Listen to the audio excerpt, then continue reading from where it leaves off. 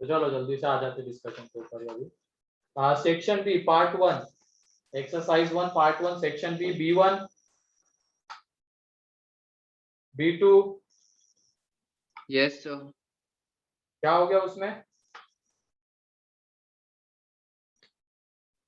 Sir वो proof कैसे A, B, C are mutually perpendicular vectors of equal magnitude.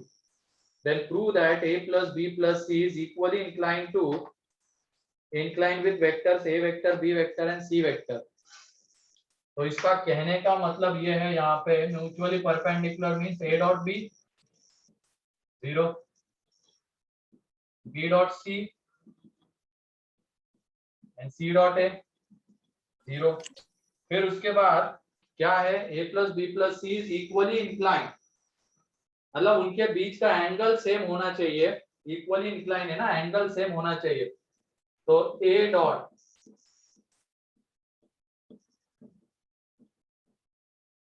Is equal to, मतलब इनके बीच का एंगल जो है मान लेते θ1 है, तो अपॉन में कितना आ जाएगा magnitude of A plus B plus C. तो ऊपर में देखो क्या बचेगा, सिर्फ A डॉट A बचेगा क्योंकि A dot B and A dot C तो 0 है। एंड A डॉट A क्या होता है, ये होता है। तो ऐसे ही हम cos θ2 निकालेंगे। θ2 अब किसके बीच का एंगल, B वेक्टर एंड इसके बीच का एंगल।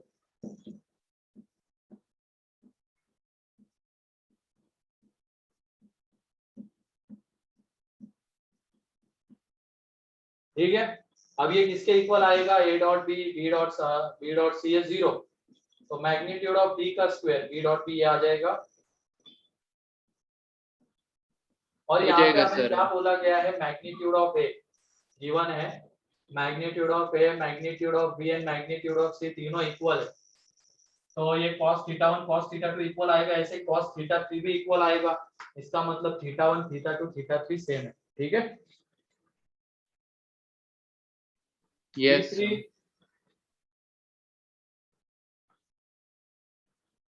B4 yes sir.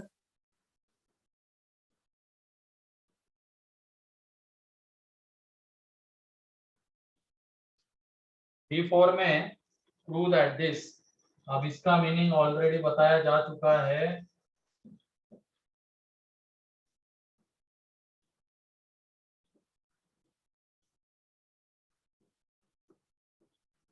ठीक है, वो नीचे वाला क्या था, A वेक्टर का स्क्वायर मतलब A dot A and A dot A को हम ये लिख सकते हैं।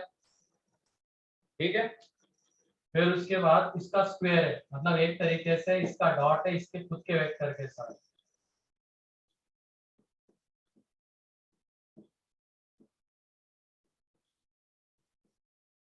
ये है, करो डॉट लो इनका, तो डॉट लेने के बाद हमें क्या मिलेगा, A dot A upon magnitude of A square तो 1, फिर उसके बाद A डॉट B यहाँ पे, और वो कितना आ जाएगा A डॉट B, ये दिस इनटू इसके साथ डॉट, मतलब ये आ जाएगा -2 times of A dot B upon,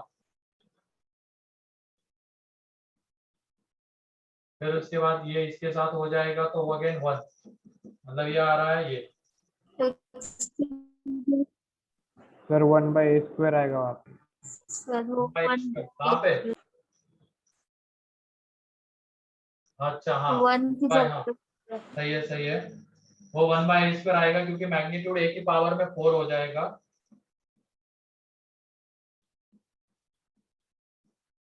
ठीक है, तो ये हमें मिल रहा है, रहने दो इसको ऐसे ही।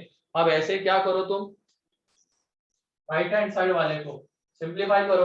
राइट हैंड साइड में क्या है, इसका स्क्वायर है, मतलब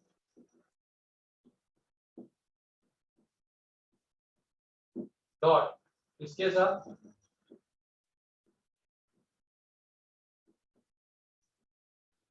ये नीचे वाला क्या है, एक तरीके से मैग्नीट्यूड ऑफ A की पावर में 4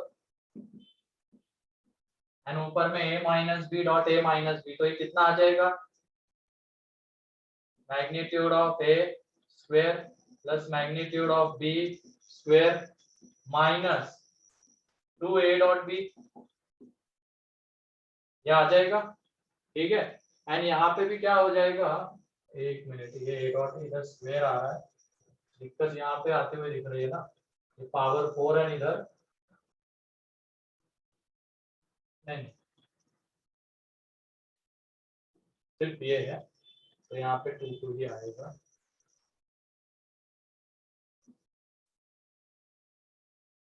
और उधर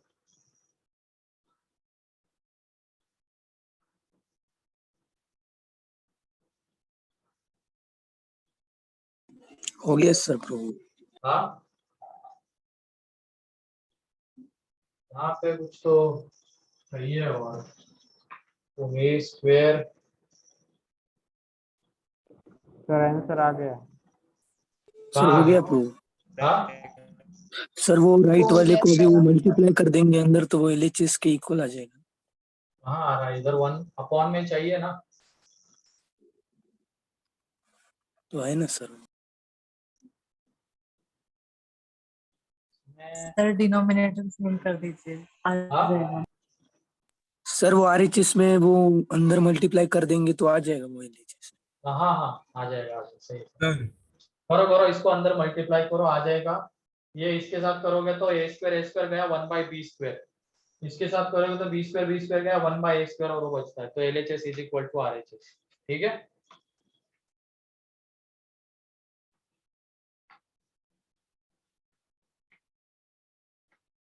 वो थर्ड में मेरे ख्याल से B3 के थर्ड में वो आ रहा होगा, साइन की गड़बड़ आ रही होगी, है ना। यस तो सर। उसमें क्या कर लो, लेंथ ऑफ प्रोजेक्शन कर लो क्वेश्चन में, find the length of projection of PQ on line, ये कर लेना, ठीक है।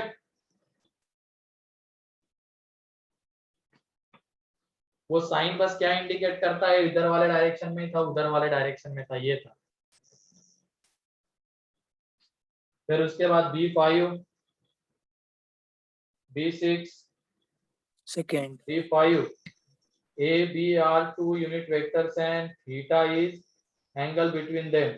Then show that.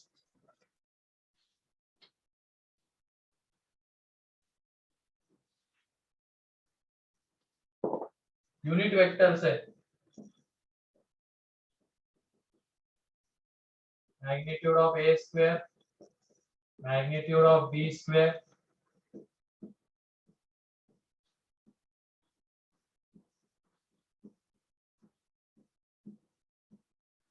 ये है, ठीक है।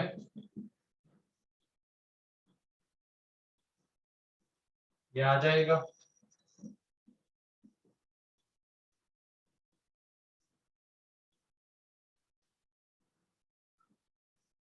और 1 माइनस कॉस थीटा कितना होता है,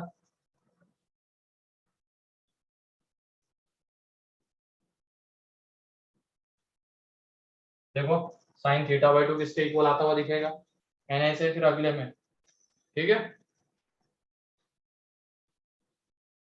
फिर उसके बाद B6 का सेकेंड, सेकेंड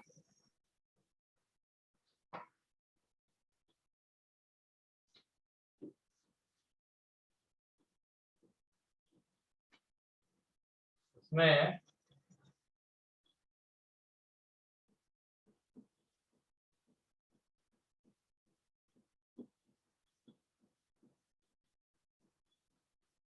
ठीक है, ये दिया गया है और वो उसके इक्वल आता है कि नहीं वो देखना है। इसको मल्टीप्लाई कर दो तो ये आ जाएगा 1 प्लस मैग्नीट्यूड ऑफ u का स्क्वायर,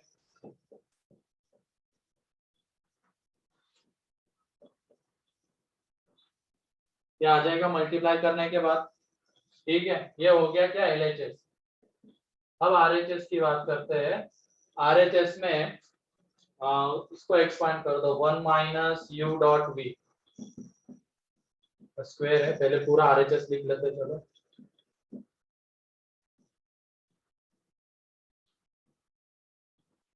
ये u क्रॉस v को एक वेक्टर ले लो, a वेक्टर, ये जो u क्रॉस की है u क्रॉस v, उसको a वेक्टर ले लिया, उसका स्क्वायर। तो इसको जब एक्सपांड करेंगे तो ये क्या आ जाएगा, 1 माइनस क्या हो जाएगा, इसका स्क्वायर है ना, तो इसका square 1 minus 2 u dot v plus two u dot v का स्क्वायर, यहाँ पे इसको जब एक्सपांड करेंगे तो हो जाएगा ये u मैग्नीट्यूड ऑफ u का स्क्वायर मैग्नीट्यूड ऑफ v का स्क्वायर मैग्नीट्यूड ऑफ a का स्क्वायर। ये ध्यान रखना, ये रिजल्ट के तौर पे भी लिख सकते हो तुम लोग।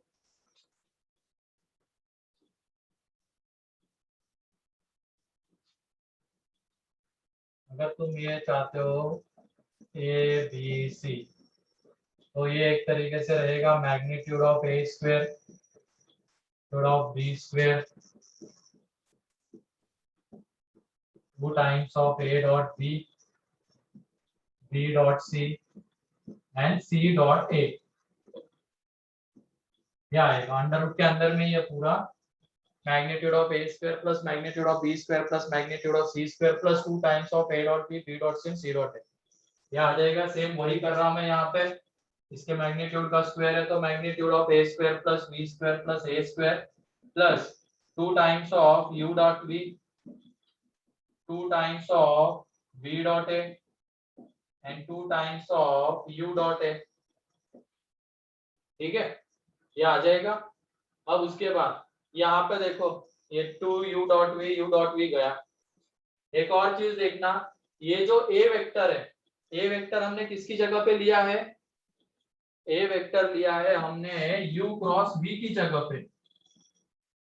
इसका मतलब ये a vector u vector and v vector के क्या रहेगा? परपेंडिकुलर। ये जो a वेक्टर है u एंड v के परपेंडिकुलर रहेगा।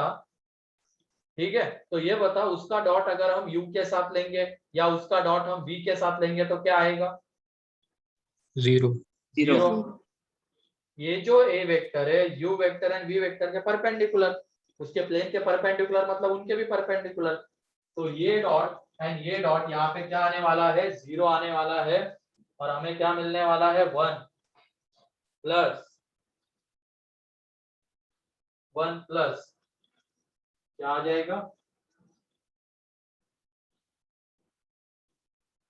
यहाँ पे 1 प्लस ये u square v square. Sir वहाँ पे सिर्फ v डॉट u का होल स्क्वायर आएगा ना? क्या सर वहाँ पे 2 इंटू वी डॉट u का होल स्क्वायर लिखा है ना आपने, वहाँ पे सिर्फ क्या? 2 नहीं आएगा ना? वो नहीं, ये आ जाएगा 1 प्लस 20 और a स्क्वायर मतलब क्या आ जाएगा?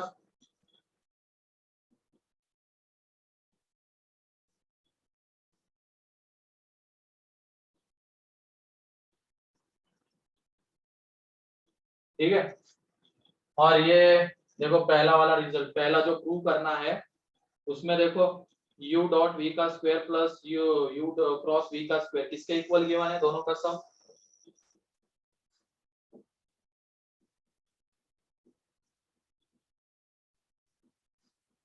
क्या हुआ?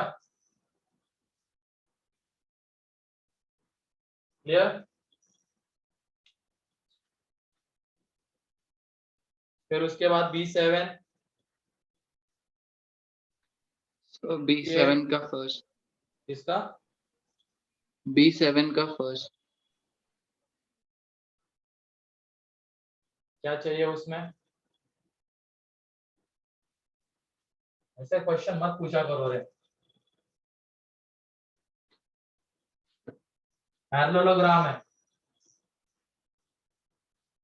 ये A B C D। ठीक है, A के कोऑर्डिनेट्स क्या है? थोड़ा सा दिमाग लगाया करो, वहां पे आसान से क्वेश्चन पूछे जा रहे हो।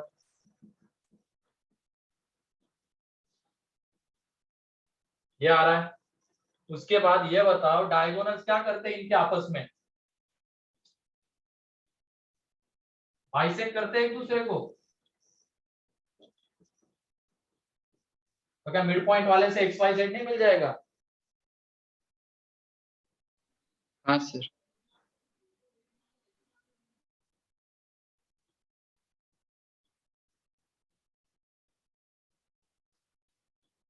कर लो, ये बी ए सी का मिड पॉइंट और बी डी का मिड पॉइंट तुम्हें दे देगा, एक्स वाई जेड दे देगा, सेम रहेंगे वो। B8,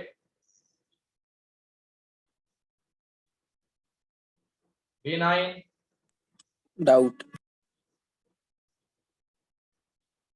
if two medians of the triangle are equal then it is isosceles using vectors, ये हमें प्रूव करना है।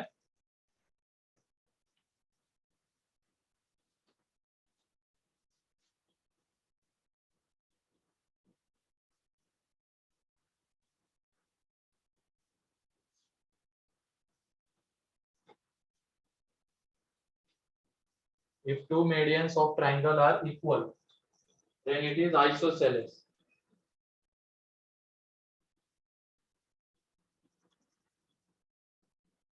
ये ए बी सी, ठीक है। वेक्टर मेथड से हमें दिखाना था इसको, इसको क्या ले लो, जीरो वेक्टर, इसको ए वेक्टर और इसको बी एंड इसको सी वेक्टर, ठीक है, ले लिया। अब यहाँ पे मीडियन एडी, मीडियन निकाल लो, एडी मीडियन क्या आ जाएगा, ये डी के कोऑर्डिनेट, पोजीशन वेक्टर यह आ जाएगा। फिर बी की बात कर लेते हैं, तो ये ई, ठीक है।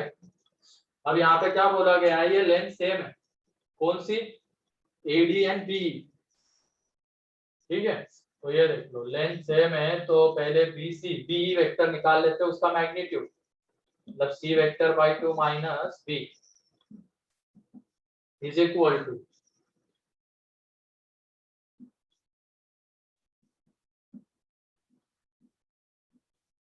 ये दिया हुआ है और हमें यहाँ से क्या दिखाना है, ये magnitude of B and magnitude of C कैसा आ रहा होगा, सेम आ रहा होगा, ये दिखाना है। तो करो इसको एक्सपांड, दोनों तरफ स्क्वायर कर दो ना, एक्सपांड कर दो, तो ये आ जाएगा magnitude of C square by 4 plus magnitude of B square minus B dot C, ठीक है। यहाँ पे magnitude of B square by 4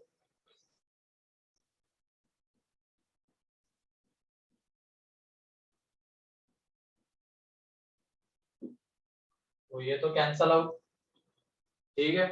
इसको इधर लेके आ जाएंगे तो ये 3/4 magnitude of B square is equal to, इसको इधर लेके आ जाओ, इसको जब इधर लेके आ जाएंगे तो ये कितना आ जाएगा, 3/2 बी डॉट सी, ठीक है, ये आ जाएगा। अब इसको ये 1/20 magnitude of B square by 2, यहाँ पे magnitude of B magnitude of C into cos theta, ये आ जाएगा।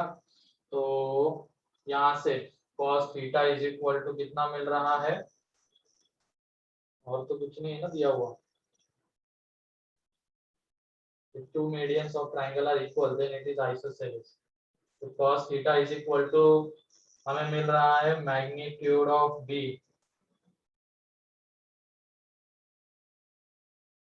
ठीक, ये cos थीटा होगा बी एंड सी के बीच का एंगल, और सेम ये ले लेना, सी एफ भी ले सकते हैं हम, ठीक है। यहाँ पे सी एफ भी कंसिडर कर सकते हो, AD is equal to C F, ये भी पॉसिबिलिटी है ना, AD is equal to C F भी ले सकते हो, ये भी पॉसिबिलिटी थी।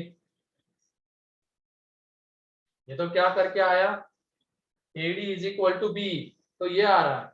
अगर एडी इज इक्वल टू सी एफ लेंगे, एडी इज इक्वल टू सी एफ लेंगे तो हमें मिलेगा cos theta, B and C के बीच का angle cos theta magnitude of C upon 2 into magnitude of B, ये मिलेगा, ठीक है। तो वहां से cos थीटा वो आ रहा है, यहां से cos थीटा ये आ रहा है, ये कब पॉसिबल होगा, जब magnitude of A and magnitude of C कैसे होंगे, सेम होंगे, ठीक है। तो इस तरीके से वो प्रूव हो जाएगा। एंड वैसे भी ऐसे क्वेश्चन को ये प्रूव दैट वाला है, ऐसे क्वेश्चन तो आने नहीं वाले, पता है हमें, तो हम क्या करेंगे, एसओटी वाले से कर लेंगे इसको सिंपली। अगर बोला जाता है कि मैं क्या length of two medians of triangle are equal then triangle is isosceles, वो और मीडियन के लेंथ का फॉर्मूला हमारे पास है, उससे प्रूव कर लेंगे। B10 yes sir. कौन सा? B10। कल ही तो बताया था कैसे करना है।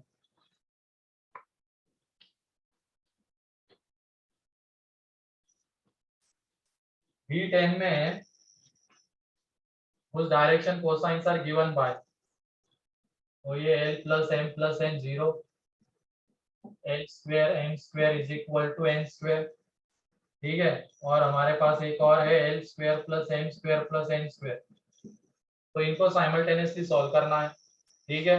तो यहाँ पे L square plus M square कितना आएगा, 1 माइनस एन स्क्वायर, इधर पुट कर देंगे। फ्रॉम सेकंड एंड थर्ड,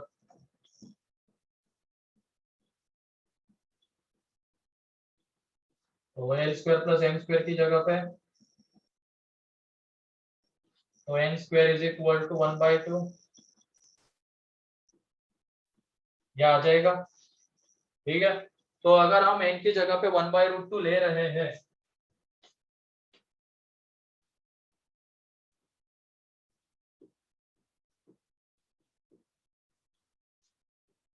यहाँ पे अगर हम if n is equal to 1/√2, n is equal to 1/√2 अगर ये ले लिया, तो L प्लस एम कितना आएगा, -1/√2, and L square plus M square कितना आएगा, 1/2 सॉरी ये आ जाएगा यहाँ पे 1/2। एक मिनट, हाँ,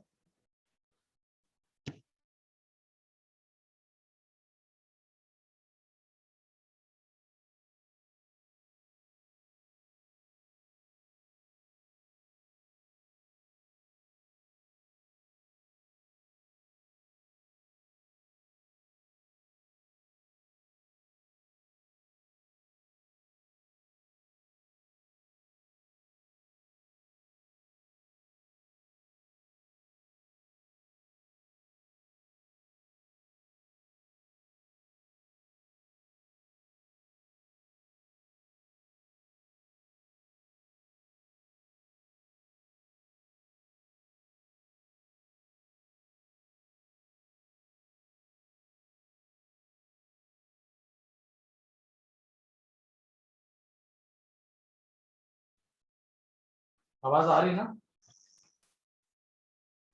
यस सर। ठीक है, तो ये आ जाएगा। अब इसमें से क्या करो, m उठा के यहाँ पे पुट कर दो, तो ये L स्क्वायर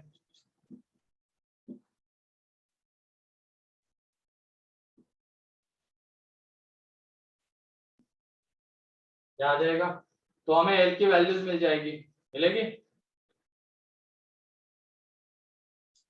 मिल जाएगी वो वैल्यूज, ठीक है। Yes sir. फिर उसके बाद और क्या मिल रहा होगा हमें, इसमें n को इधर लेके आ जाएंगे,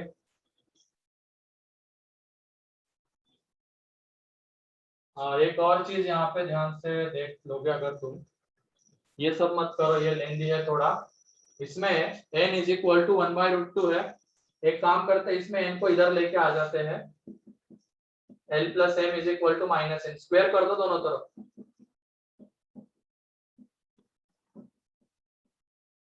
तो ये कैंसल आउट हो जाएगा क्योंकि L square plus M square N square है, इसका मतलब 2 इंटू LM कितना आ रहा है, 0 आ जा रहा है, ये है कि नहीं, इसका मतलब दोनों में से कोई एक 0 होना चाहिए। तो if m is equal to 0, अगर हमने L को 0 ले लिया और m को 0, n 1/√2 है, तो L कितना आ जाएगा, ये आ जाएगा। एंड अगर मान लो तुमने L को 0 ले लिया,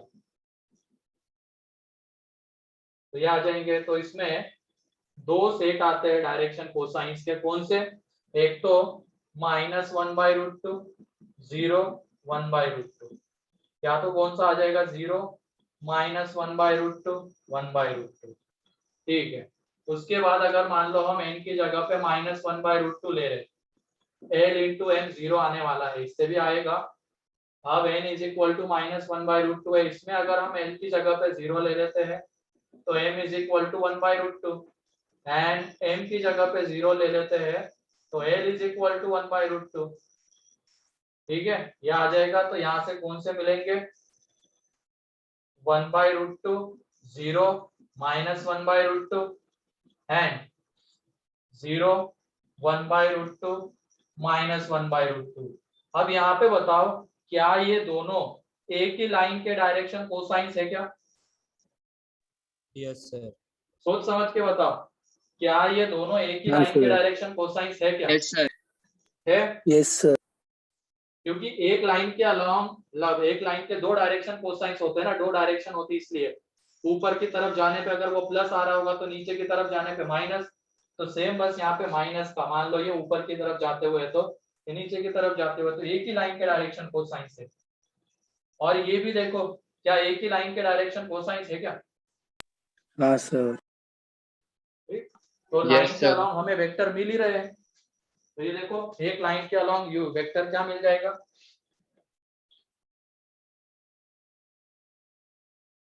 तो इन दोनों को अलग अलग कंसीडर करने की जरूरत नहीं है, ये दोनों एक ही लाइन के डायरेक्शन कोसाइंस है और ये दोनों एक ही लाइन के डायरेक्शन कोसाइंस है। तो इन दोनों में से कोई एक कंसीडर करना और इन दोनों में से कोई एक कंसीडर करना। हमें लाइन के अलोंग बस एक वेक्टर चाहिए और डायरेक्शन कोसाइन की हेल्प से वो कैसा वेक्टर मिलेगा हमें, यूनिट वेक्टर। तो जो पहली वाली लाइन होगी उसके along unit vector -1/2 i cap and 1/√2, -1/2 इसको ले रहे, मैं इसको कंसीडर कर रहा हूँ, -1/√2 i cap, -1/√2 k cap and b vector b cap, जो दूसरे लाइन के अलोंग वेक्टर है उसके लिए मैं इसको कंसीडर कर रहा हूँ। यह आ जाएगा -1/√2 i कैप और j cap plus 1/√2 k cap. अब हमें लाइंस के बीच का एंगल चाहिए, तो लाइंस के बीच का एंगल नथिंग बट क्या होगा, उनके अलोंग जो दो वेक्टर्स आएंगे उनके बीच का एंगल। मतलब एक लाइन ऐसी है, एक लाइन ऐसी है, इसके अलोंग ये ए वेक्टर है और इसके अलोंग ये बी वेक्टर है, बी कैप है। तो वेक्टर्स के बीच का एंगल ही तो लाइंस के बीच का एंगल होगा, या लाइंस के बीच का एंगल ही तो वेक्टर्स के बीच का एंगल होगा। तो यहाँ पे cos theta is equal to a dot b upon, हो जाएगा सर। तो ये 1/2, तो थीटा कितना आ जाएगा 60, सॉरी 30। ठीक है, क्लियर है ये? Yes sir. 60 आएगा, सॉरी 60 आ जाएगा, थीटा इज इक्वल टू 60, क्योंकि cos 60 डिग्री 1/2 होता है ना। फिर उसके बाद B11 B12 क्या हो गया B11 में,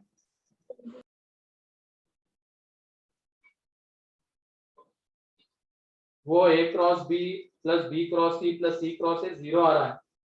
मतलब अगर हम इसको ट्रायंगल के वर्टाइसेस का पोजीशन वेक्टर लेके चलते हैं, ट्रायंगल के वर्टाइसेस का पोजीशन वेक्टर लेके चलते हैं, तो वो तो एरिया 0 आ रहा है। इसका मतलब ABC से ट्रायंगल तो नहीं बनेगा, तो ABC कैसे रहेंगे, Linear. कोलिनियर। ठीक है, ध्यान रखना वहां पे ABC कोलिनियर है, तो कोलिनियरिटी के कंडीशन से आ जाएगा रिजल्ट। हम यहाँ पे कैसे लिख सकते हैं, AC वेक्टर को या BC वेक्टर को, BC वेक्टर को कोलिनियर है उसके साथ, plus minus 14 into AC cap लिख सकते हैं ना, क्योंकि BC वेक्टर AC के अलोंग ही आने वाला है और BC का मैग्नीट्यूड 14 है। तो अगर हमें AC के अलोंग कोई वेक्टर चाहिए जिसका मैग्नीट्यूड 14 है, तो हमें AC के अलोंग एक यूनिट वेक्टर निकालना पड़ेगा और उसका प्लस माइनस टाइम्स, क्योंकि डायरेक्शन उसके अलोंग भी आ सकती है, उसके उल्टे डायरेक्शन में भी हो सकता है। तो इस तरीके से वो BC वेक्टर मिलेगा। B12, B13, B14, Doubt. question. Down.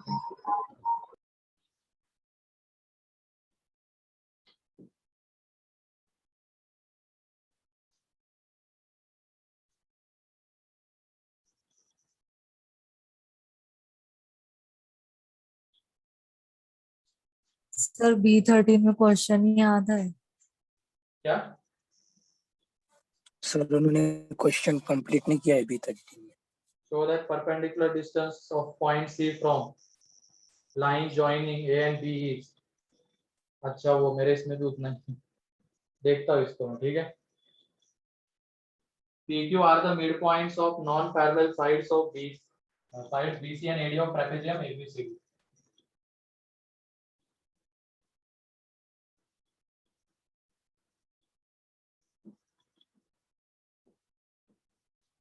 ठीक है, यहाँ पे क्या दिया गया है?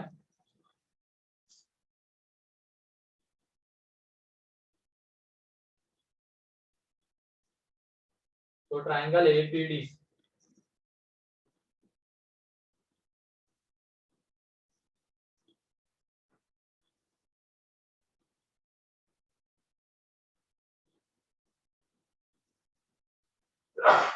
सॉरी, तो ये दोनों ट्राइंगल कैसे दिखाने हैं हमें? शो दैट इक्वल एरिया दिखाना है ना उनका शायद। Yes, sir. हाँ, एरिया इक्वल दिखाना है, अगर ऐसा है तो ले लो पोजीशन वेक्टर, या नहीं ले पा रहे हो? उससे नहीं आता है क्या? इसमें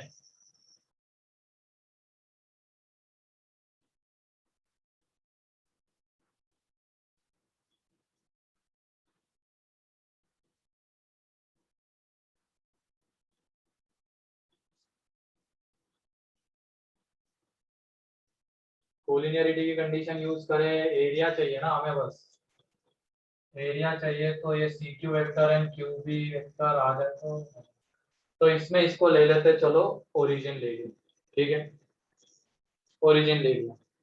फिर उसके बाद इसका पोजीशन वेक्टर B एंड इसका पोजीशन वेक्टर D, ठीक है, ले लिया। अब यहाँ पे AB is parallel to DC बोल सकते हैं। इसका मतलब CD वेक्टर को या DC वेक्टर को ये लिख सकते हैं lambda times of AB vector, and इसको मान लो C का पोजीशन वेक्टर C है, तो C vector is equal to कितना आ जाएगा? D vector plus lambda times of B vector आएगा, बताओ। C का Yes, position sir. Vector, and अब यहाँ पे P क्या है? इसका पोजीशन वेक्टर है D plus lambda B vector. अब ये P इन दोनों का मिड पॉइंट है, तो आ जाएगा D vector plus lambda plus 1 into B vector upon 2, ये P का पोजीशन वेक्टर आएगा, एंड Q का पोजीशन वेक्टर क्या है? D vector. अब यहाँ पे एक काम करो, एरिया ऑफ ट्रायंगल APD की बात हो रही है ना, तो AP वेक्टर निकाल लो, AP वेक्टर एंड कौन सा वेक्टर? AD vector. तो area of triangle APD half AP cross AD, ये आ जाएगा, वो निकाल लेना। एंड फिर ऐसे क्या निकालोगे? हाफ QB क्रॉस QC,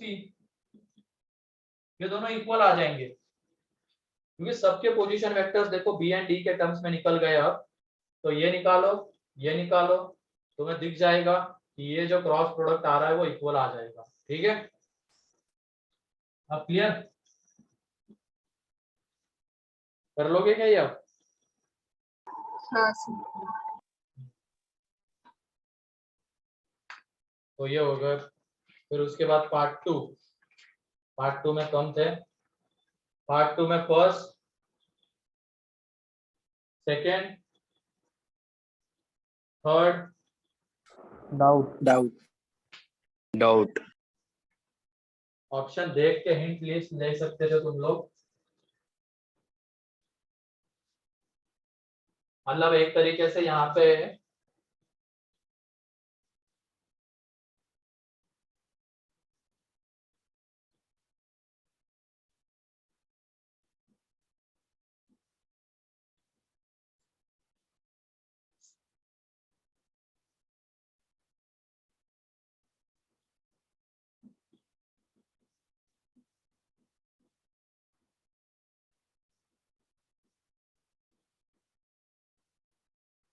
तो ये AH परपेंडिकुलर टू BC बोल सकते हैं क्या? बोलो। एंड फिर उसके बाद BH, अगर ये ऑर्थो सेंटर है तो, ऑर्थो सेंटर है कि नहीं? अगर ये ऑर्थो सेंटर है तो AH perpendicular to BC and BH perpendicular to क्या आ जाएगा? AC। तो इसका मतलब D माइनस ये आ जाएगा AH डॉट BC कितना? 0। यहाँ पे BH डॉट AC कितना? 0। तो इसका मतलब वो D क्या है? एक तरीके से ऑर्थो सेंटर है। ठीक है। Yes sir.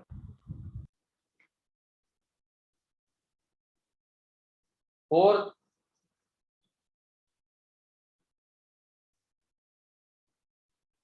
ठीक है, पार्ट 3 सेक्शन B,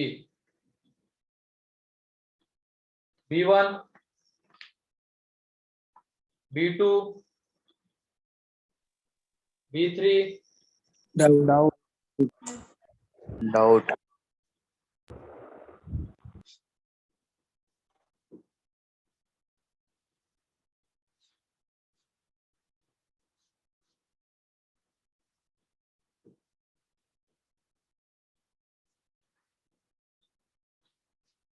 तो इसमें क्या बोला गया? Given parallelogram ABCD with area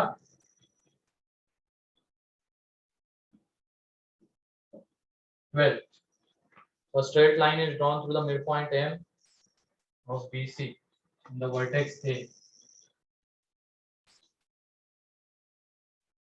एक मिनट।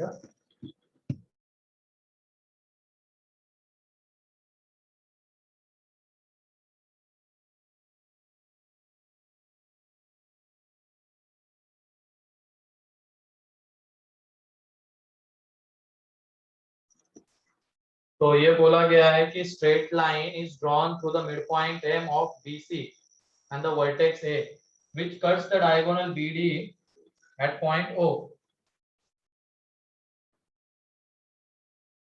ठीक है। Use vectors to determine the area of quadrilateral OMCD. ठीक है, इसको अब क्या ले लो तुम? ओरिजिन, इसको B वेक्टर एंड इसको D वेक्टर, इसका पोजीशन वेक्टर। तो AB वेक्टर ये क्या आ जाएगा? ये B वेक्टर एंड ये D वेक्टर। इसका मतलब यहाँ पे B क्रॉस D 12 दिया हुआ है, एरिया ऑफ पैरेललोग्राम ये 12 दिया हुआ है। ठीक है। अब यहाँ पे ट्रायंगल लॉ ऑफ एडिशन से इसका क्या आ जाएगा? B vector plus D vector, C का पोजीशन वेक्टर यह आ जाएगा B vector plus D vector. तो C का भी हमें मिल गया। अब उसके बाद इसका पूछा गया था एरिया ऑफ क्वाड्रिलेटरल OMCD। तो M के कोऑर्डिनेट, M का पोजीशन वेक्टर मिड पॉइंट है, तो यह आ जाएगा 2B प्लस D अपॉन 2। अब OMCD O, पहले अब हमें O निकालना पड़ेगा, वो भी एक काम करना पड़ेगा। इसमें मान लो वो BD को डिवाइड कर रहा है किस रेशियो में? λ/1 में, एंड इसको डिवाइड कर रहा है 1:λ1 में। O का पोजीशन वेक्टर निकाल रहे हैं अब हम। इन चारों के तो निकल गए, हमें ये पता चल गया कि B क्रॉस D 12 आ जाता है। ठीक है। अब हमें O का पोजीशन वेक्टर चाहिए, तो वो एक तरीके से AM को डिवाइड कर रहा है, वो BD को भी डिवाइड कर रहा है, तो रेशियो हमने ले लिए। तो अगर ये 1:λ1 में डिवाइड कर रहा है तो O का position vector λ1 into 0 1 into this divided by λ1 plus 1 is equal to, अगर इसको λ1 में डिवाइड कर रहा है तो λ into b plus d on λ plus 1। अब उसके बाद क्या कर देंगे, कोएफिशिएंट्स को इक्वेट कर देंगे, यहाँ पे 2 गया, b का जो आ रहा है कोएफिशिएंट वो है 1 plus λ1 plus 1 upon λ1 plus 1 and यहाँ पे λ upon λ plus 1। d का कोएफिशिएंट यहाँ पे 1/2 एंड यहाँ पे, तो रेशियो ले लो दोनों का, तो इससे इसको डिवाइड करेंगे, ठीक है, इसको इससे डिवाइड करो, सॉरी इसको इससे डिवाइड करो, तो 2 इज इक्वल टू लैम्डा आ जाता है। डिवाइड करने के बाद दिख जाएगा तुम्हें 2 इज इक्वल टू लैम्डा। इसका मतलब जो O का पोजीशन वेक्टर है वो कितना आ रहा है, ये 2b vector plus b vector upon 3 ये आ रहा है। तो O का पोजीशन वेक्टर मिल गया। अब उसके बाद ये क्वाड्रिलेटरल है, तो क्वाड्रिलेटरल का एरिया कैसे आएगा, हाफ डायगोनल OC डायगोनल रहेगा उसका एंड MD डायगोनल रहेगा, हाफ OC क्रॉस MD, तो इससे वो एरिया तुम्हें मिल जाएगा। कर लेना, ये जब तुम क्रॉस मल्टीप्लिकेशन करोगे उसमें B क्रॉस D वाली टर्म्स आएगी, तो उसकी हेल्प से B क्रॉस D की जगह पे क्या पुट कर दो 12 और एरिया मिल जाएगा, ठीक है। Yes sir. फिर उसके बाद B4 B5 doubt.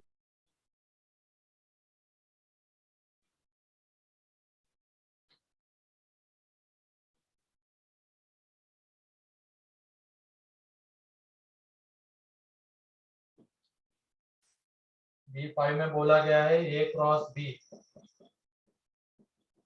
is C and B cross C is A। तो थोड़ा ध्यान से देखते हैं, तो क्या ये तीनों वेक्टर्स आपस में एक दूसरे के परपेंडिकुलर दिख जाएंगे, यस सर। दिख जाएंगे। सोचते थोड़ा सा इसके बारे में, ये तीनों आपस में परपेंडिकुलर है, ये देखो C A एंड B के perpendicular, A B and C के परपेंडिकुलर, इसका मतलब A B और C दोनों के परपेंडिकुलर है, B C और A दोनों के परपेंडिकुलर है, तो ये आपस में परपेंडिकुलर है। तो क्या कर लेना, एक को x एक्सिस के अलोंग, एक को y और एक को z ले लेते हैं। बोला क्या गया है, are vectors of same magnitude, और इनके मैग्नीट्यूड सेम है, ठीक है, और इनके मैग्नीट्यूड सेम है, तो मैग्नीट्यूड सेम है तो यूनिट मैग्नीट्यूड होंगे, इसको देखते हुए मैग्नीट्यूड सेम है तो यूनिट, क्योंकि ये देखो ये कब पॉसिबल होगा, x के y के एंड z के अलोंग ले रहे हैं, तो ये कितना j और ये k, तो उस केस में ये i। फिर ऐसे ही ये कितना, ये j, क्या क्या बोल रहा हूँ मैं, इसको चलो i ले लो, इसको j ले लो, तो ये क्या आ जाएगा, ये j k i, तो ये होंगे, तो मैग्नीट्यूड इनके 1 1 1 है। और इसमें इसकी बात करेंगे 4b प्लस 12c, तो ये कितना आ जाएगा, under root of 9 magnitude of a square 16 into magnitude of b square है। उसके बाद a डॉट b आपस में परपेंडिकुलर है, तो a dot b 0, b dot c 0, c dot a 0, आगे के सारे 0, तो यहाँ से ये कितना आ जाएगा, और ये यूनिट मैग्नीट्यूड का होगा, क्योंकि ये रिलेशन सेटिस्फाई करना होगा तो इनको i j k ही आना पड़ेगा इस तरीके का, तो ये 9, तो ये कितना आ जाएगा 169, तो 13 इसका आंसर है। B6 B7 B8 doubt. two adjacent sides of parallelogram are given by this. If AD is rotated by an angle alpha in the plane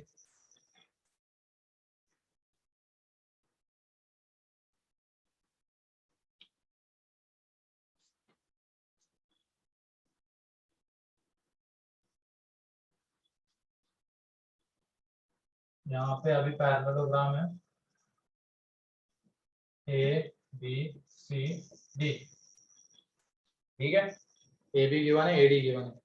A D is rotated by an angle alpha in the plane of parallelogram so that AD becomes AD dash makes an right angle sir with ये नहीं AB, ठीक है। इसी plane में इसको rotate करके यहाँ पे लेके आ रहे थे, तो ये कितना एंगल बना रहा है 90 degree. Then the cosine of angle alpha is given by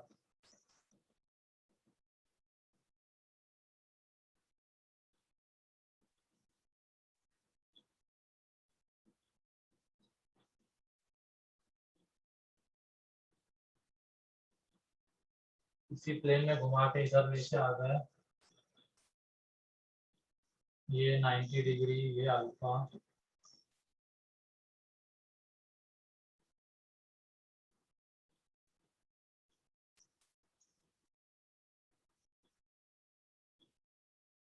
alpha क्या है वैसे, अच्छा अल्फा से रोटेट किया जा रहा है।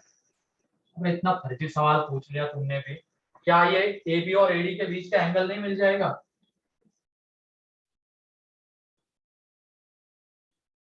90 Yes, sir. सर। नहीं मिल जाएगा क्या? मिल जाएगा सर। भाई ये मिल जाएगा। यहाँ पे cos थीटा किसके इक्वल आएगा? थोड़ा सा भी नहीं सोचते हो, दिमाग लगाने की कोशिश ही नहीं करते हो कभी, तो थीटा मिल जाएगा। यानी ये पूरा एंगल कितना है 90 है, तो वहां से हमें क्या मिल जाएगा अल्फा। सिर्फ रोटेट इसी के प्लेन में करना है जो जिस प्लेन में पैरेललोग्राम है, तो एडी ऐसा ही रोटेट होगा। रोटेट होने के लिए ऐसा भी हो सकता था बाहर की तरफ, लेकिन फिर वो क्या रहता, पैरेललोग्राम वाला प्लेन नहीं है, तो रोटेट हमें ऐसे ही करना पड़ेगा उसको।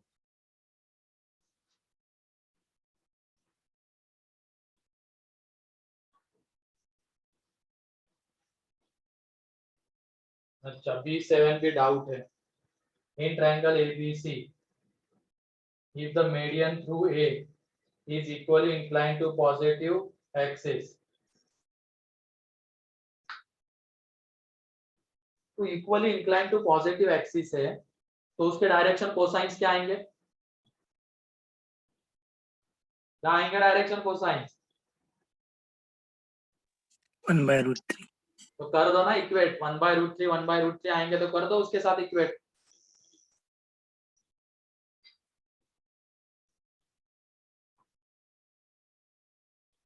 नहीं आ रहा होगा समझ में क्या बोल रहा हूँ? गंदा आ रहा है वो।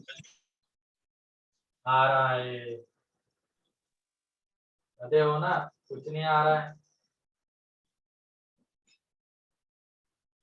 तो यहाँ पे ये जो मीडियन है एडी मीडियन, ये क्या हो रहा है equally incline to coordinate axis है। इसका मतलब उसके डायरेक्शन कोसाइंस आएंगे 1/√3 1/√3 1/√3, और डायरेक्शन रेशियोज क्या रहेंगे? इक्वल रहेंगे, तीनों डायरेक्शन रेशियोज इक्वल रहेंगे। तो ये ए पॉइंट कितना है 2 3 5, बी है यहाँ पे एंड सी है, तो डी के कोऑर्डिनेट्स आ जाएंगे।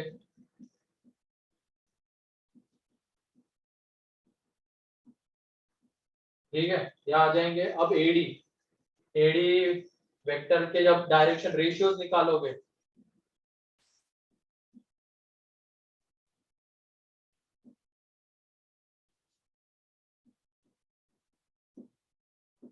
ये आ जाएंगे, और ये equally incline to coordinate axis है। इसका मतलब ये जो एडी वेक्टर रहेगा उसके डायरेक्शन रेशियो सेम आएंगे।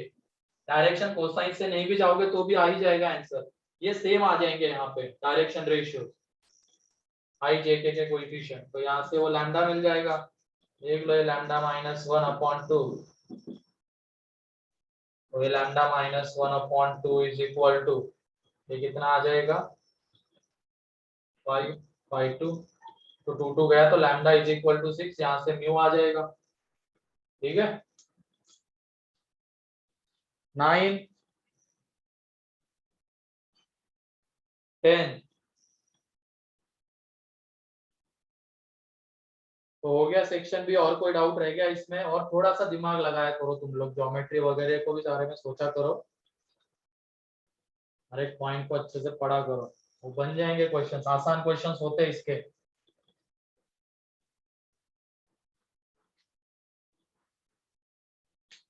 ठीक है, किसी का कोई डाउट रह गया है क्या?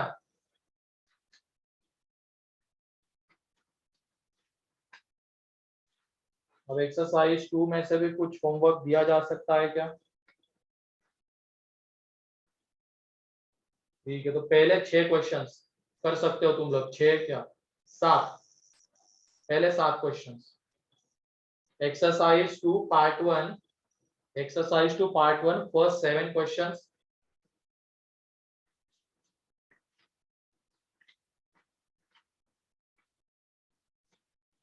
पार्ट 2 में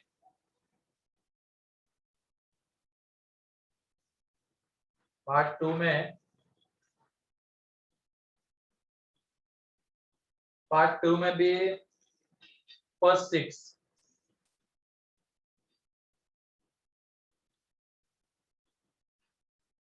पहले 6। ठीक है, तो 12 क्वेश्चन से आज के लिए होमवर्क में।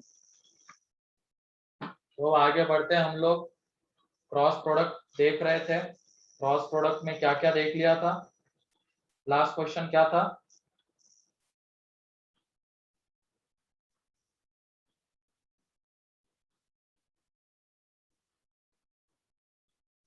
प्रूव दैट वाला।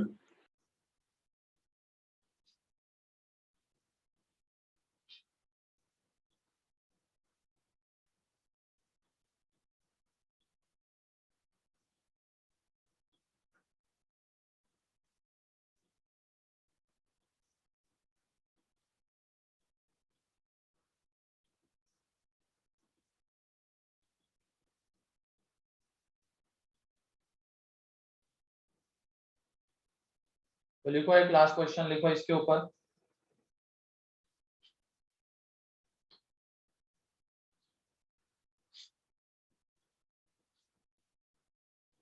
Late OA is equal to A vector, OB is equal to tan A vector plus 2B vector, and OC is equal to B vector। ठीक है, OC is equal to B vector where O is origin, where O is origin, where O is origin।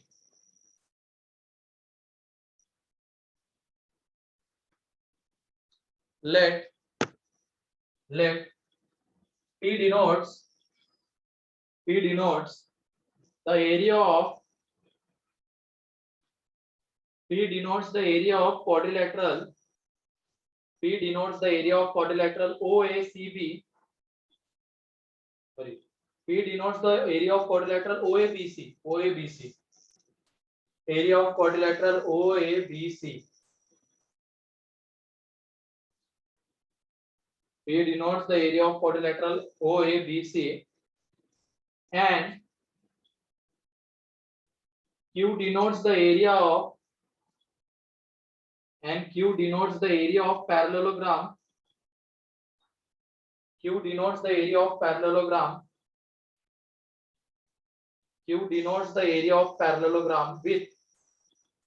with OA and OC.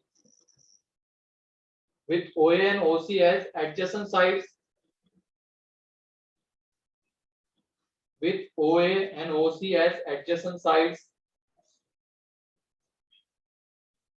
With OA and OC as adjacent sides. Then find the relation between P and Q. फिर से एक बार पढ़ता हूँ question. Let P denotes area of quadrilateral OABC and Q denotes area of parallelogram with OA and OC as adjacent sides. Then find the relation between P and Q.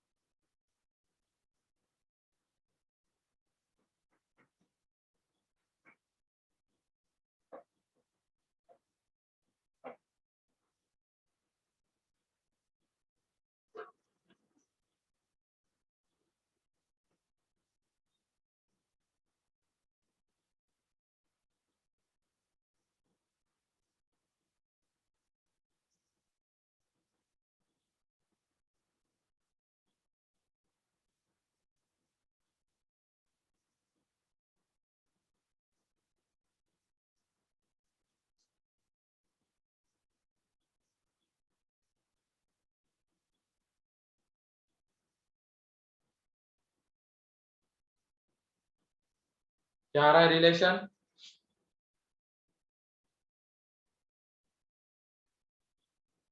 अरे ओ A B C quadrilateral, यहाँ पे बस हमें O N O सी parallelogram के sides बोलेंगे, adjacent side, उसका जो चौथा वर्टेक्स होगा हमें उससे मतलब नहीं है क्या होगा वो।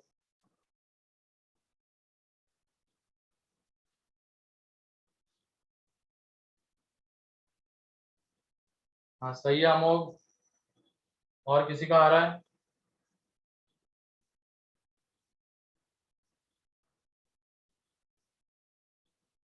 गलत है नयन।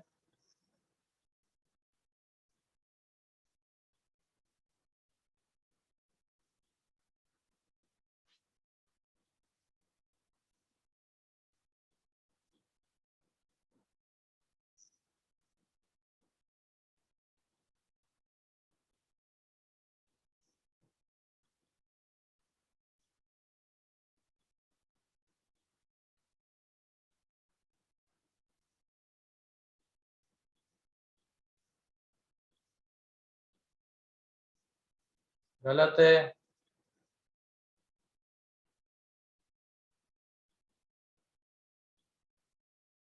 किसी का नहीं आ रहा है क्या ये?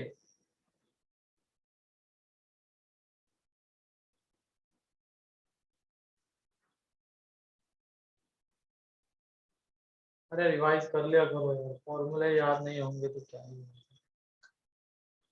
फिर कोई मतलब ही नहीं है। उठते जाओ बस, फिर अगर तुम्हें कॉपियां भरनी है तो भरो, वो भी नहीं भरनी है तो दूसरों को बेवकूफ बनाना है तो बनाओ। तुम्हारी लाइफ है, जो करना है वो करो। अब यहाँ पे देखो, यहाँ पे पहले तो क्या है, O A B C quadrilateral, O A B C, तो पी उसका एरिया मतलब हाफ, उसके डायगोनल का cross product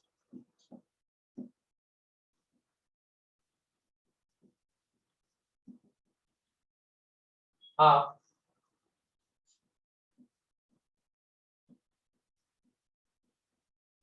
A C, A कितना है, ए का पोजीशन वेक्टर, ये ओरिजिन है ना, तो ये आ जाएगा बी माइनस ए,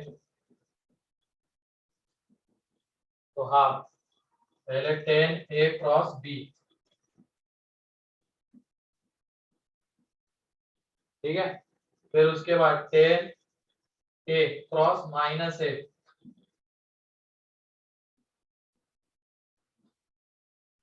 फिर B cross B minus B cross A, ये आ जाएगा, ठीक है, और ये 2b है, तो यहाँ पे ये +2, यहाँ पे ये -2, तो ये देखो a क्रॉस ए, तो a क्रॉस ए 0 होगा, क्योंकि पैरेलल है ना दोनों आपस में, इक्वल वेक्टर मतलब पैरेलल ही है, तो उनके बीच का एंगल 0, तो उनका क्रॉस 0, ऐसे बी क्रॉस भी 0, यहाँ पे ये 1/2, ठीक है।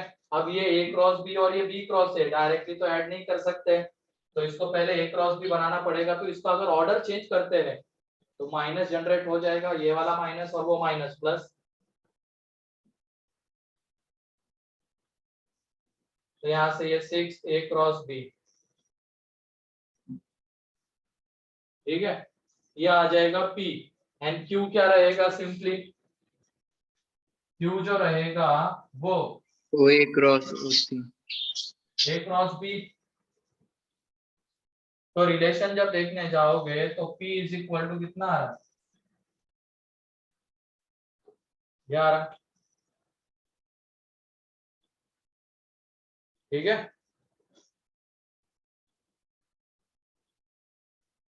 देखो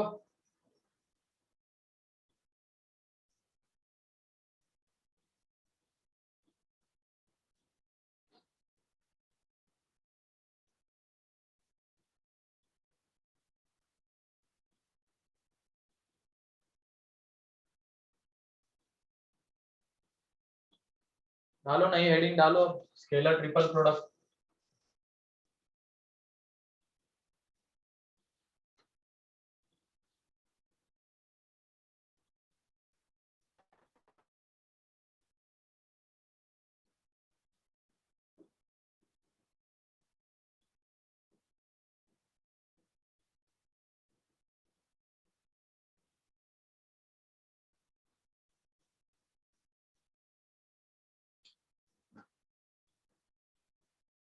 स्केलर ट्रिपल प्रोडक्ट, स्केलर नाम क्यों पड़ा होगा इसका? वहां से आने वाली क्वांटिटी कैसी रहेगी? स्केलर, एंड वहां पे 3 वेक्टर्स का प्रोडक्ट रहेगा, इसकी वजह से इसको स्केलर ट्रिपल प्रोडक्ट कहा जाता है। इसके पहले ये बताओ 3 वेक्टर्स का अगर हम प्रोडक्ट ले रहे हैं तो कौन सा प्रोडक्ट डिफाइंड रहेगा, उसकी बात कर लेते हैं। जैसे कि ये बताओ क्या ये डिफाइंड रहेगा क्या? नहीं। नहीं, क्यों नहीं रहेगा? क्योंकि बाद में वो स्केलर डॉट वेक्टर हो जाएगा। ये वेक्टर क्वांटिटी और ये ब्रैकेट वाली क्वांटिटी कैसी है? स्केलर। तो वेक्टर का डॉट स्केलर के साथ वो डिफाइन ही नहीं होगा, तो ये डिफाइन नहीं होने वाला है। क्या ये डिफाइन होगा क्या? Yes sir. Yes sir. होगा। sir. एंड यहाँ से आने वाली जो क्वांटिटी रहेगी स्केलर रहेगी या वेक्टर रहेगी? Scalar. स्केलर, क्योंकि ये वेक्टर, ये बॉक्स के अंदर में एक वेक्टर, 2 वेक्टर का डॉट एक स्केलर क्वांटिटी। फिर उसके बाद ये बताओ क्या ये डिफाइन रहेगा क्या? No sir. No, नहीं, sir. ये स्केलर क्वांटिटी, ये वेक्टर क्वांटिटी, तो वेक्टर का क्रॉस स्केलर के साथ डिफाइन ही नहीं होगा। एंड ये बताओ क्या ये डिफाइन होगा क्या? Yes. Yes, sir. Yes, sir. हो जाएगा, ये डिफाइन हो जाएगा। मींस जब हम 3 वेक्टर्स की बात कर रहे थे तो पॉसिबिलिटी की पहले हमने बात की, तो ये 4 चीजें आ सकती है, लेकिन उनमें से बस ये second and third he define होगी, ये दोनों डिफाइन नहीं हो पाएंगे, क्योंकि इसमें क्या हो जाएगा, ये स्केलर आ जाएगा, वेक्टर का डॉट स्केलर के साथ डिफाइन नहीं होता है। इसमें ये स्केलर आ जाएगा, वेक्टर का क्रॉस स्केलर के साथ डिफाइन नहीं होता है, तो इसकी वजह से ये दोनों डिफाइन नहीं होंगे, होंगे तो ये दोनों। तो इसकी वजह से वेक्टर, जब ट्रिपल प्रोडक्ट की बात हो रही थी, तो ये दो पॉसिबिलिटीज के अकॉर्डिंगली 2 ट्रिपल प्रोडक्ट आएंगे। इसको कहा जाएगा स्केलर ट्रिपल प्रोडक्ट, इसको स्केलर ट्रिपल प्रोडक्ट, क्योंकि यहाँ से आती है स्केलर क्वांटिटी। एंड इसको कहा जाएगा वेक्टर ट्रिपल प्रोडक्ट, क्योंकि यहाँ से आती है वेक्टर क्वांटिटी। ये बाद में देखेंगे, पहले ये स्केलर ट्रिपल प्रोडक्ट। ठीक है, तो 3 वेक्टर्स का कौन सा प्रोडक्ट डिफाइन होगा, क्लियर हो रहा है? Yes, sir. ठीक है। Yes sir.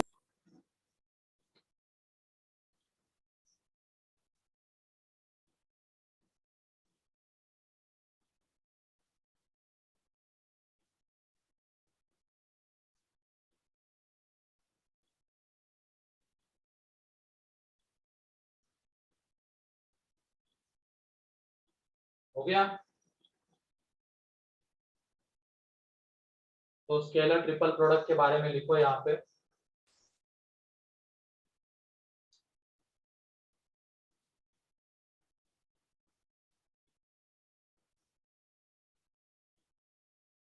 Scalar triple product of 3 vectors, scalar triple product of 3 vectors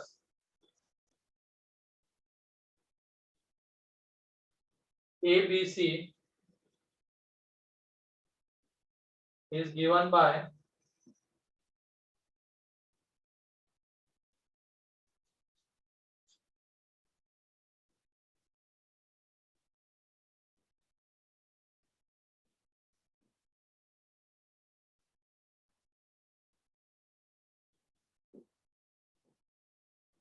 this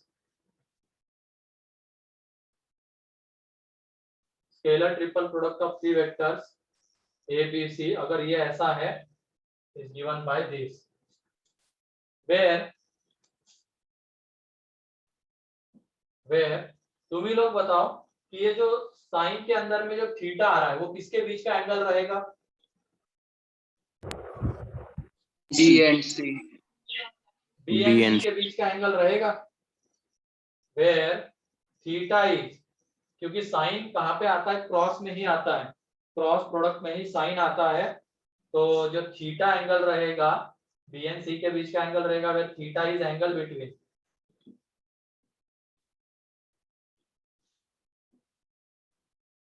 B and C. ठीक है। एंड ये जो फाई रहेगा किसके बीच का एंगल रहेगा? B cross C and E. Phi is angle between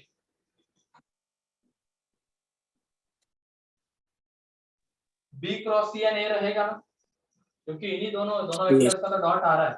तो जो फाई रहेगा A vector and B cross C vector के बीच का एंगल।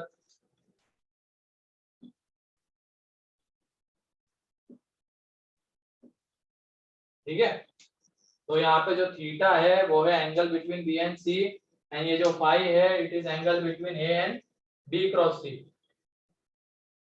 इसमें किसी को कोई डाउट है तो पूछ लो।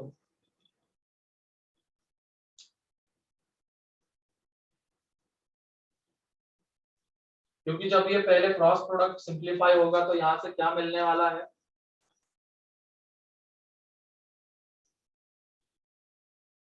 और ये एन कैप क्या रहता है? बी एंड सी के परपेंडिकुलर वेक्टर। अब उसका डॉट ले रहे हैं ए के साथ, तो वो जो पाई आएगा वो एक्चुअल में किसके बीच का एंगल है? ए एंड एन कैप के बीच का एंगल है। एंड ये एन कैप क्या है? बी क्रॉस सी की डायरेक्शन है, तो उनके बीच का एंगल है वो पाई। ठीक है,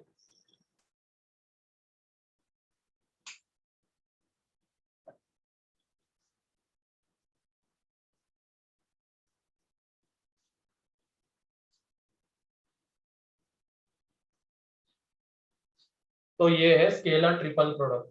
ये स्केलर क्वांटिटी आती है, तीन वेक्टर्स का प्रोडक्ट है, आने वाली क्वांटिटी स्केलर है, इसकी वजह से ये स्केलर ट्रिपल प्रोडक्ट है। अब इसमें इसका ज्योमेट्रिकल रिप्रेजेंटेशन देख लो क्या है। देखो, geometrical representation of scalar triple product, geometrical representation of scalar triple product.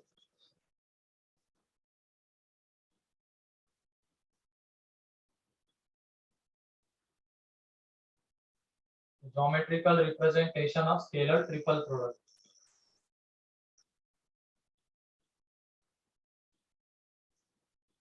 Parallelepiped नाम सुना होगा ना तुम लोगों ने केमिस्ट्री में? Yes, sir. Yes, sir. सुना है ना? ठीक है, तो लिखो फिर। तो स्केलर ट्रिपल प्रोडक्ट, और हाँ यहाँ पे एक पॉइंट और ऐड करना है, यहाँ पे एक पॉइंट और। This is represented by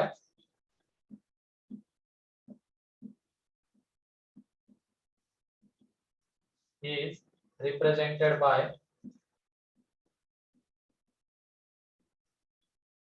box A B C। तो इसको बॉक्स प्रोडक्ट भी कहा जाता है, बॉक्स प्रोडक्ट। इसको इस तरीके से भी रिप्रेजेंट कर सकते हैं, बॉक्स ए बी सी से। Is represented by this also. Box के अंदर में ए थोड़ा गैप देके बी, थोड़ा गैप देके सी, तो बॉक्स ए बी सी। ठीक है, तो ज्योमेट्रिकल रिप्रेजेंटेशन में क्या आएगा? Scalar triple product of scalar triple product represent scalar triple product represent volume of parallelopipe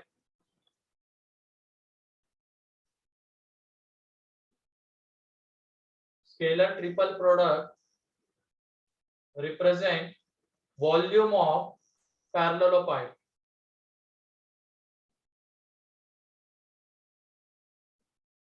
तो ये देख लो, ये पैरेललोपाइप बना रहे हैं।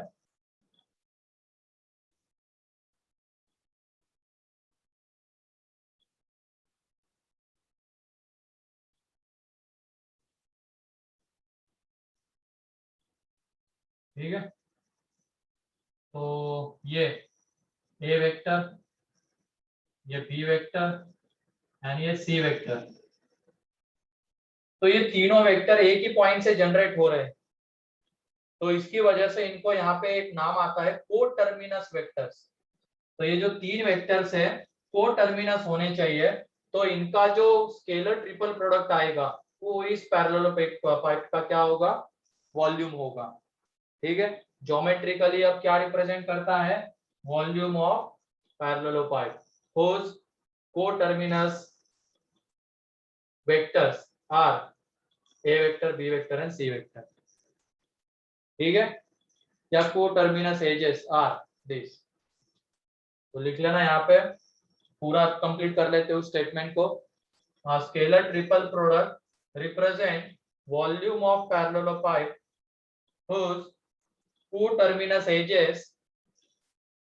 whose coterminous edges are represented by a vector, b vector and c vector.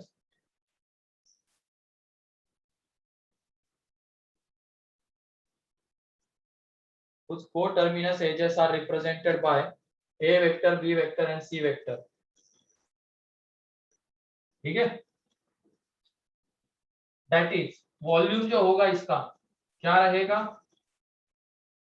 Box A B सी, और इसके ऊपर मॉड लगा देंगे क्योंकि बॉक्स एबीसी की वैल्यू निगेटिव भी आ सकती है, तो उसके ऊपर मॉड लगा दिया, वॉल्यूम या पॉजिटिव होना चाहिए इसकी वजह से, तो ये पॉजिटिव वैल्यू देगा हमेशा।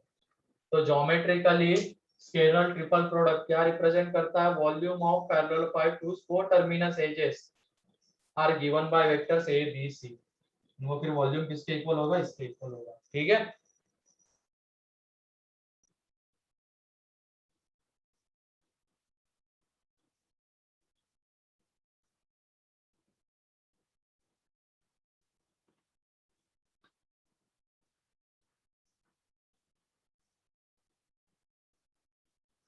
अब इसके प्रूफ में जाने की ज्यादा जरूरत नहीं है, बस इतना याद रखना, अगर ये तीनों जो को टर्मिनस एजेस है, एक ही पॉइंट से निकलने वाले एजेस है और उनके अलोंग के तीन वेक्टर्स है ए बी सी, तो उनका बॉक्स प्रोडक्ट का मैग्नीट्यूड हमें क्या देगा, इस पैरेललोपाइड का वॉल्यूम देगा। ठीक है, फिर उसके बाद properties of scalar triple product. चाहो तो तुम लोग खुद इमेजिन भी कर सकते हो कि ये कैसे होगा। ये क्या तुम्हें दिख रहा है कि ये प्रिज्म है, प्रिज्म है ये, yes sir. Yes, sir. Prism का वॉल्यूम क्या रहता है, base area base area into Into Base height. area into height. Base area into height. और ये पैरेललोपाइड में हर एक एज क्या होता है, इसका हर एक फेस पैरेललोग्राम होता है, Parallelogram. हाँ हर एक सर। फेस इसका पैरेललोग्राम होता है। तो ये जो नीचे वाला फेस है, ये ए वेक्टर एंड बी वेक्टर, इसके एडजेसेंट वेक्टर्स है ना, एडजेसेंट साइड्स के अलावा, तो उसका जो एरिया आएगा वो कितना आ जाएगा, ए क्रॉस बी।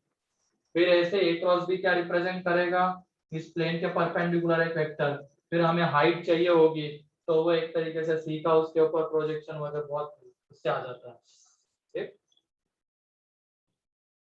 ये सिंपली क्या है, वॉल्यूम ऑफ पैरेललोपाइड को रिप्रेजेंट करता है। अब properties of scalar triple product, properties of scalar triple product. तो इसमें अगर हम ए डॉट बी क्रॉस सी ले रहे हैं, तो इसको हम ये इसके इक्वल होगा ये बोल सकते हैं।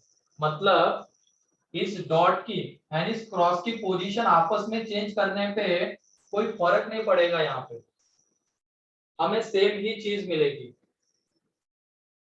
ठीक है, हमें सेम ही चीज मिलेगी।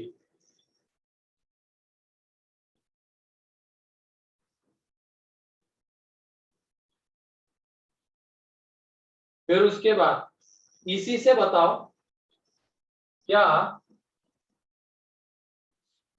ये पहले क्लियर है ना कि पोजीशन चेंज करने पे क्लियर, क्या ये याद ही रखना। अब उसके लिए फिर उसका प्रूफ देखना पड़ेगा, प्रूफ के लिए क्या करना पड़ेगा, तीन वेक्टर्स लेने पड़ेंगे, तो सब कुछ नहीं, सिंपली अगर हम डॉट के एंड क्रॉस की पोजीशन चेंज करते हैं तो कोई फर्क नहीं पड़ेगा। ये भी बॉक्स एबीसी है, ये भी बॉक्स एबीसी है। ठीक है,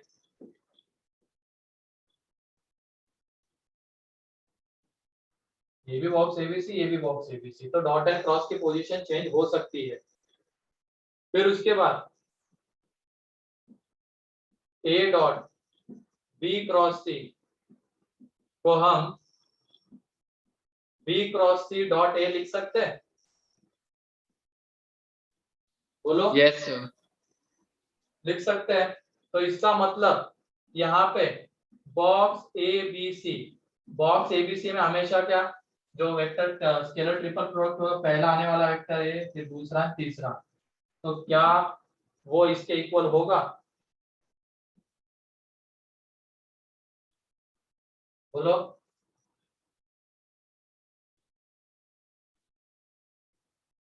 होगा Yes. ना? फिर उसके बाद इसी में ये A cross B dot C, उसको हम C dot A cross B लिख सकते हैं। डॉट प्रोडक्ट कम्यूटेटिव होता है, इस वजह से लिख पा रहे हैं ऐसा। डॉट प्रोडक्ट कम्यूटेटिव होता है, डॉट प्रोडक्ट में प्रॉपर्टी देख चुके हैं, तो इसमें ये वेक्टर को अगर बाद में भी डॉट लेंगे इसके साथ तो भी सेम ही क्वांटिटी मिलेगी हमें, सेम वही कर रहे हैं यहाँ पे। तो यहाँ से हमें क्या मिलता है, box A B C is equal to box C A B. तो ध्यान रखना, जैसे हमने आई जे के लिए एक सर्कल देखा था, वैसे ही ए बी सी के लिए एक सर्कल आता है, ए वेक्टर, फिर उसके बाद B vector and C vector. अब चाहो तुम ए बी सी का बॉक्स लो, चाहे बी सी ए का बॉक्स लो, चाहे सी ए बी का बॉक्स लो, ये तीनों क्या आ जाएंगे, सेम। मतलब ऑर्डर सेम रखते हुए कोई भी तीन वेक्टर्स ले लो एक के बाद एक, जैसे एंटी क्लॉकवाइज जा रहे हैं तो A B C and C A B, इन तीनों का बॉक्स सेम आएगा। ये देख लो, A B C A B के इक्वल। लेकिन अगर हमने ऑर्डर चेंज कर दी तो फिर वहां पे माइनस साइन जनरेट हो जाएगा, तो वहां पे माइनस साइन जनरेट हो जाएगा। देख लो, अगर मैंने यहाँ पे ये कर दिया बी क्रॉस ए कर दिया तो क्या हो जाएगा, माइनस जनरेट हो जाएगा। मतलब ये देखो बी ए सी, तो वो किसके इक्वल होगा, माइनस ए बी सी के इक्वल होगा। मीन्स अगर हमने ऑर्डर चेंज कर दिया, पहले ऐसे जा रहे हैं, बाद में ये कर दिया तो माइनस साइन जनरेट हो जाएगा। तो उसी के वजह, तो वहां से अगर लिखना चाहेंगे बॉक्स ए बी सी, मतलब हम कैसे जा रहे हैं, एंटी क्लॉकवाइज जा रहे हैं, ठीक है। तो वो बी सी ए के इक्वल होगा, वो सी ए बी के इक्वल होगा। लेकिन अगर हम मान लो बी ए सी लेते हैं या सी बी ए सी बी लेते हैं, तो यहाँ पे माइनस आ जाएगा। बोलो, समझ में आ रही है क्या चीजें? वो सारी इसी के बाद से एक दूसरे से रिलेटेड है। वहां पे हम आपस में पोजीशन चेंज कर सकते हैं, फिर उसके बाद हम ऐसे भी उसको रिप्रेजेंट कर सकते हैं कम्यूटेटिव लॉ के हेल्प से। मतलब ये बॉक्स एबीसी बॉक्स बीसीए के इक्वल है, फिर ऐसे भी रिप्रेजेंट कर सकते हैं। मीन्स अगर ऑर्डर सेम रखेंगे, एंटी क्लॉकवाइज जा रहे हैं तो बीएसी बीसीए सीएबी इनका बॉक्स सेम आएगा। लेकिन हम बीएससी ले रहे हैं और उसको इसके साथ रिलेट करना चाहते हैं एसीबी के साथ, तो ये देख लो एसीबी में ऑर्डर चेंज हो गया है तो माइनस साइन आ जाएगा। फिर ऐसे ही अगर हम बीएससी लेते हैं तो माइनस साइन आ जाएगा, है कि नहीं? तो ये क्लियर है? Yes, sir. देखो Yes, sir.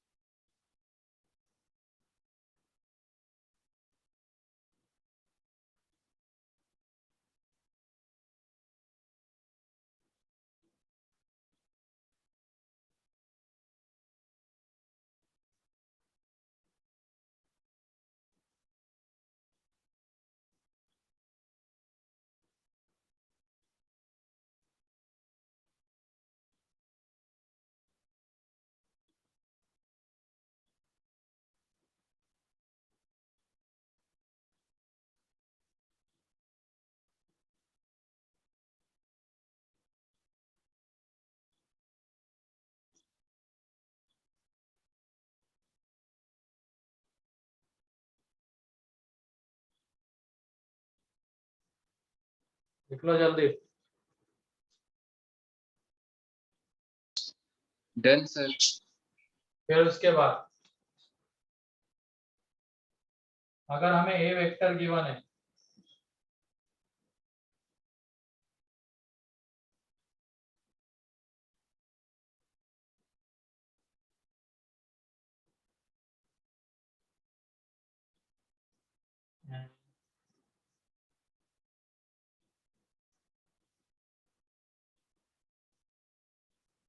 C1 I cap, C2 J cap, यहाँ पे B3, ठीक है। ये अगर गिवन है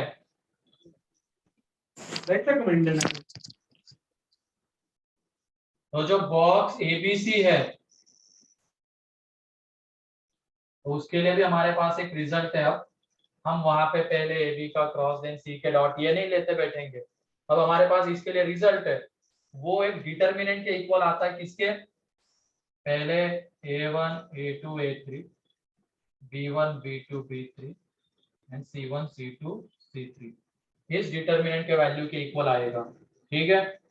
उसको लिखने के लिए बाद में बॉक्स आई जे के ऐसे भी लिख सकते हो, ये ऐसे रिप्रेजेंट करके रखना। लेकिन बॉक्स आई जे के लोगे तो वो 1 आ जाता है, ठीक है। तो वो नहीं भी लिखते तो भी चल जाता, लेकिन रिप्रेजेंट करने के लिए रखो वहां पे, क्योंकि इसी के बेसिस पे आगे वाली प्रॉपर्टी है जो हम नेक्स्ट लेक्चर में देखेंगे। बॉक्स आई जे के 1 आने वाला है, पहले ऐसे लिखो, देन फिर उसके आगे इसको 1 करके सिर्फ ये डिटर्मिनेंट लिखना। तो ये रिजल्ट है किसके लिए? बॉक्स ए बी सी, अगर ए बी सी वेक्टर हमें गिवन है तो, ठीक है।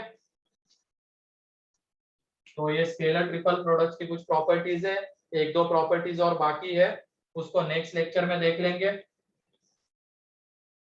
तो ये याद करना, ये नहीं कि बस लिखते जा रहे हो और याद ही नहीं है, चीजें याद होनी चाहिए ये, तब जाके क्वेश्चंस बन पाएंगे। ठीक है, आज के लिए इतना ही है। आज के इसमें किसी को कोई डाउट?